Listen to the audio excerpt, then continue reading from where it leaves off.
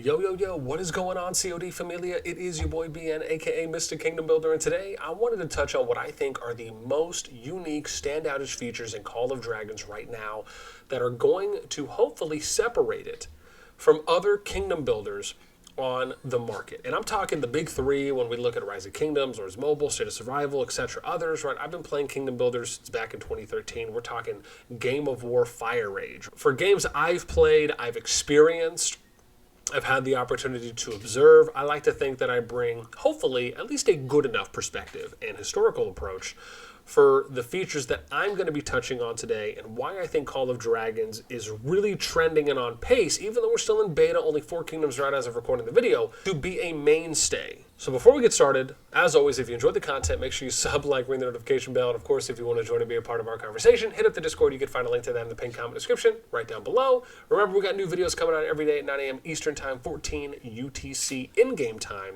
so always be on the lookout for those. Number one for me is, it's kind of a combination, right? One, it's the open field play, and even though open field isn't something that's extremely new, and it's also not something that every kingdom builder implements, what is unique is the ranged play at the quality of visuals and the quality to detail and the quality of the mechanics that Call of Dragons is showing us. So this is something that I absolutely love about Call of Dragons, is that it has open field ranged play. See all the ranged play up here, right, that's happening sideways, over here top right. And again, kind of the back and forth that you're seeing here from that. It's not just a murder ball where it's, a bunch of infantry or whatever it may be just all going in and it's basically just who's going to survive and last the longest. You actually have tactical, strategic, being creative in your approach. Having kind of micro and macro plays, right? The way that I watch this really gives me the impression of watching something like StarCraft, watching Command & Conquer, Age of Empires, a true RTS, where you're able to apply all these different strategies and tactics, and that's something that I think is a fresh view, a fresh mechanical feature in the genre of Kingdom Builders. And that's why I think this is probably, in my opinion, I think the best and most standout feature, because it's just something that I've never seen another Kingdom Builder do to this level in all of its facets. Number two here for me is going to be flying units. The idea on why I like flying units is because it allows for you to do certain things. Like, for example, you can see right now, like, the flying unit's basically chilling on this perch on this mountain ledge. You can cross gates and passes, you can cross rivers. Your standard infantry, cav units, your siege, your ranged units cannot do. And so I think when you have range, it really allows for you to do things like having a poke game. You can go out there and hunt targets in your own right, whether that be farmers or just kind of isolated units on the field. You can do brief engagements before a big fight, like having the fight before the fight that even starts. And I just like the idea of what range gives you. It's just another added layer and element to the already awesome open field PvP or open field ranged PvP that Call of Dragons gives you, in addition to the kind of standard open field PvP that many of us have come to know and love from games like Rise of Kingdoms and others. The thing I like here about PvE is that you have different ways that the game itself is going to treat units that you are fighting against. You're going to find that at different levels, you will have different fighting tactics that they're going to use. They're going to have different skills that they're going to use. Some might be ranged. Some might be close quarters. Some might be CC or debuffs. Some might just be them buffing themselves. Right, when it comes to active skills, along with the different unit types that you're going to see. So they've really, what I love is that Call of Dragons has really kind of taken this attention to detail, right? So you kind of see this, what was it, Divine Protection, right? Kind of looks like a shield buff. You'll see here, right now it's going up against a 16. You can see different unit combinations here from the visuals. And when this level 16 unit uses its skill, you'll see here, you'll have not only different skill usage, but you're going to have different unit compositions. Now, it is something that I think is a unique part of the game. We are going to be touching on Behemoths. Now, Behemoths are, in a way, kind of your your objective structures in the game, where you and your alliance have to go and try and attack those and capture them in order to get bonuses and other nice goodies. Some of those being, you'll get passive buffs, right? Whether it's training speed, could be building speed, research, could be command point recovery speed, it could be attack bonuses, defense bonuses, etc. But the flat one you get that's always consistent is the alliance member limit increase. And obviously this number can vary as you go up in difficulty for the Behemoths. Now when you're doing it, think of it almost like a raid boss. That's the cool thing I like, is that when you're attacking the Behemoth, you have different ways. They're going to react differently, like we said, have different interactions, different skills that they use. And so sometimes they can be a challenge for having to apply some strategy and some tactics, some preparation, some coordination to your alliance in order to capture. And then not only do you get the bonuses from these, but then you can even summon the Behemoths. You're actually able to summon a Behemoth, and you're able to see the Behemoths themselves going and attacking other players' marches, or in this game, legions. And so that's one of the cool things I like about being able to watch how those interactions play out. You see the Dire Bear up here hitting his skills. And you can use this in an attacking, offensive way or in a defensive way. The Behemoths usually only last a little while, but they can definitely cause massive damage and really change the tide/course of the way a battle /skirmish is going. Next one we're going to talk about here is going to be flagging. Now, flagging is a little bit different here in Call of Dragons. So if I am just to go to and build a tower, right, a flag, the thing I love about this is that it shows me what my plus resource gain would be here per hour when I go out and flag. It gives you a very specific number down to the tenths. So an example is if I move this to the left, you'll notice that my ore here changes. Right? It went from 40 to 50. If I go right, now you see I'm getting some mana, which is this blue vial here. And I'm also losing about 40 wood per hour. And it looks like I'm losing about 10 gold an hour. So this is the cool thing I like, is that when you're flagging out to something, you're able to see what the plus increase is. So if you need to, if you have like a 3 potential spot variance, you can pick one of those 3 spots that are going to give you the best return. And you can see here, if we zoom out, I'll be able to show you how the alliance resources look. So you can see how they look all over the map, right? And as obviously you get closer to your zone 3 or your additional zones, right, those will go up. And then if you go into a section, you will see multiple grids popping up. And this will kind of show you where, what is more of the prominent resource in that area. The next one here is going to be, what can you flag out to? Well, you can flag out to villages, right? So you see these villages here. You can actually connect to these. So all you have to do is build a flag and have this building here within the flag's area. Once that happens, you can build, right? You'll see here it says visiting villages may trigger special events. Extending your territory to a village will make that village a part of your alliance. After building a road to the village, road to connect to the village, you can opt to refresh that village's effects. This can resupply your alliance with the resources. So here might be an example of a alliance building out to a village, right? Here you go. So here's a road. Here's a tower that was built, a road that builds out to the village. Next big thing I love is that the roads themselves will speed up your march or your legion when they're out of your city. So it helps you get to places faster. And so these roads are paved, right, that you can see here. But what normally happens is that the road starts off as though it almost looks like wooden planks, right, when you first build a tower. Then you have to upgrade the road.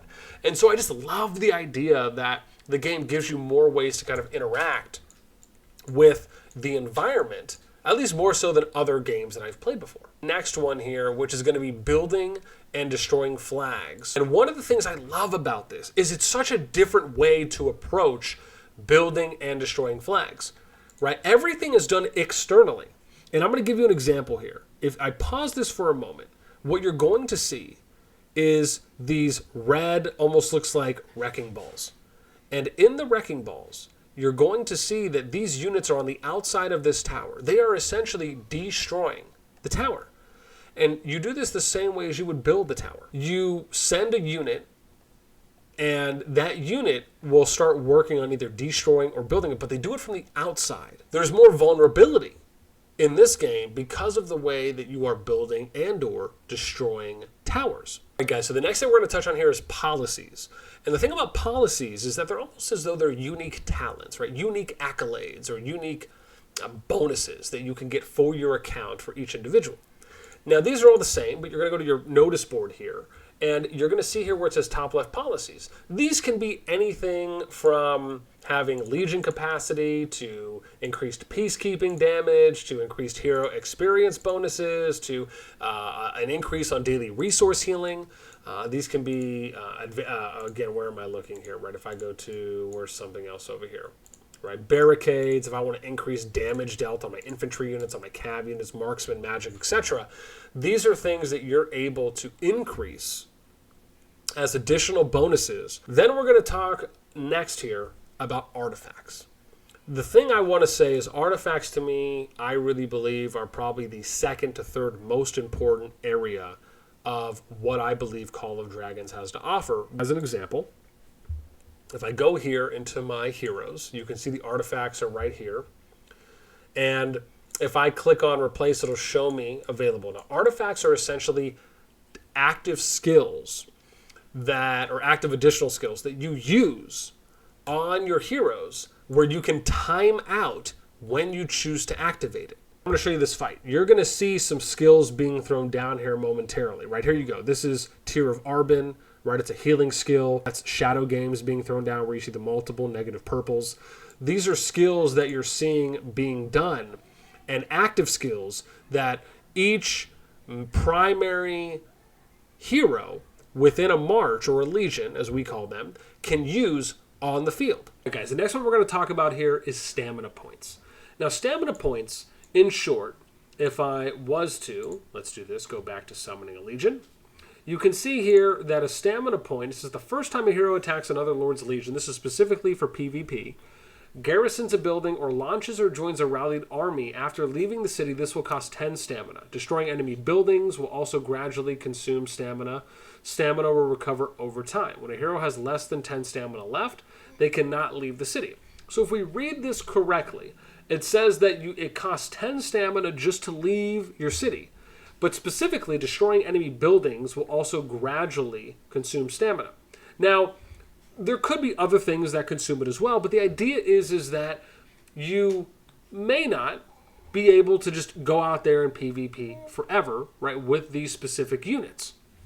Meaning that you may have to use different hero compositions or combinations to kind of get the most out of it, and it limits kind of how hard some people can go on PvP. It doesn't mean that you can't do a lot. You still can. Trust me, I've seen it. But it just means that it's not kind of unchecked. Then we get to the next one here, which is going to be talking about seasons. The difference here for these seasons and the way they work is that at the end of seasons, you will have things that are reset in the game. Right? There's 10 things right now. Hero levels, tactics manuals, which are used to upgrade levels, CP items, which is command points, right? These are what you're using to go out and do your PvE hunting. Artifact levels, arcane dust, right, which is used to level up artifacts. Policies that we touched on, prestige that you're getting accumulated from attacking PvE units that you then use to upgrade policies. Merits, these are what you get for attacking other PvP units. Legion medical supplies. These are kind of like speed ups, for example, that you're going to use on your legions when they're in their hospitals.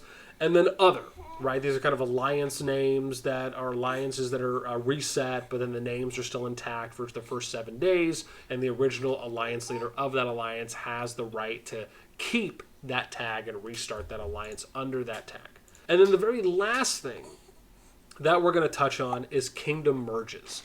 So kingdoms will merge. And from what we have found out so far, the idea is that they want to try and merge 4 kingdoms at a time, right? So the example is when Season 1 finishes, you would then merge 4 kingdoms into one, right? Now, we don't know if this is just a flat rate, as though it's just always going to happen after every first season. There's always going to be 4 kingdoms that merge.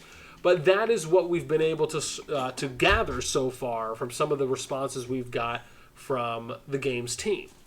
An example here is it says, you must wait for other servers to finish their fight before the season summary can begin, and you can move on to the next season together, right? It says, in Season 2, you will forge new alliances with lords from neighboring servers in order to stand against challenges that come. An example of how this could ideally work is it could be 1 through 4 would merge, 5 through 8 would merge, 9 through 12 would merge, so on and so forth, right? You get the picture. And so I think Kingdom merges, again, to me, there's pros and cons to doing Kingdom merges. What I will say, because I will probably be making a more detailed video on this, is some of the things I like about Kingdom merges is that it really, when it comes to your home kingdom, it really gives you an opportunity, almost similarly to how you would play a KVK. You kind of would look at a Kingdom merge very similarly to a KVK, where you want to try and, unify your home kingdom, if that's a choice that people want to do, outside of those who just want to wage war and havoc and chaos. And then you can go into that server merge, right, in a united front with potentially more allies compared to maybe a kingdom who is not unified, and then their alliances are kind of like alliances for hire. And then you kind of join whoever you will. And so again, there is, I think, a more volatility when you're doing a server merge compared to when you're going and playing a KVK type event in another unique map that doesn't affect your home kingdom. Because I do think there are, as I said in the beginning, pros and cons to doing kingdom merges.